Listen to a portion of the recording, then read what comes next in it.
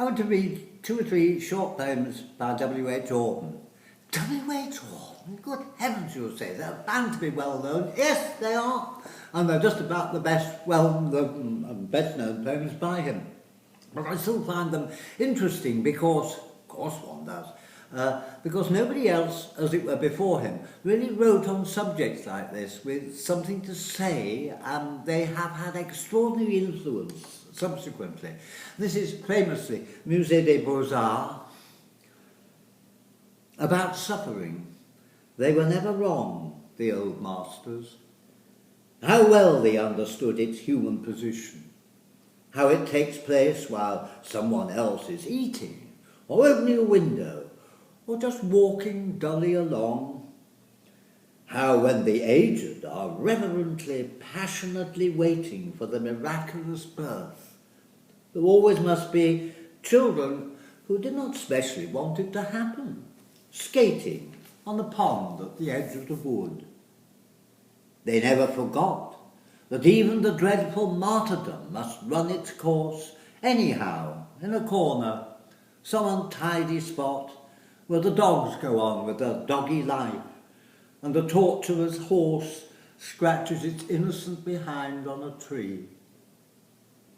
In Bruegel's Icarus, for instance, how everything turns away, quite leisurely, from the disaster. The ploughman may have heard the splash, the forsaken cry, but for him it was not an important failure. The sun shone as it had to on the white legs disappearing into the green water, and the expensive, delicate ship that must have seen something amazing, a boy falling out of the sky, had somewhere to get to, and sailed calmly on. And then a poem which has to do, I suppose, particularly with the horrors of the 1930s.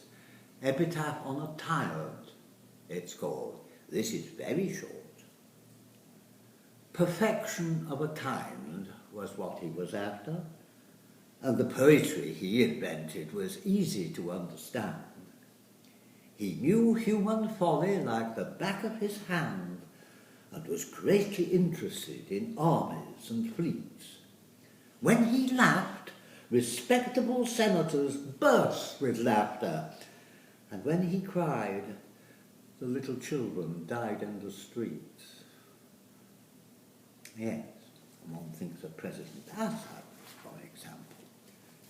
And then the third of them, Gare du Midi, which again is a reflection on terrorism and terrorists, a feature of the 1930s as they are of the 200 and so on. A nondescript express in from the south, crowds round the ticket barrier, a face to welcome which the mayor has not contrived bugles or braid. Something about the mouth distracts the stray look with alarm and pity. Snow is falling. Clutching a little case, he walks out briskly to infect a city whose terrible future may have just arrived. Yes, the 1930s are an answer to the 2000 and whatever teens. Yes, thank you very much.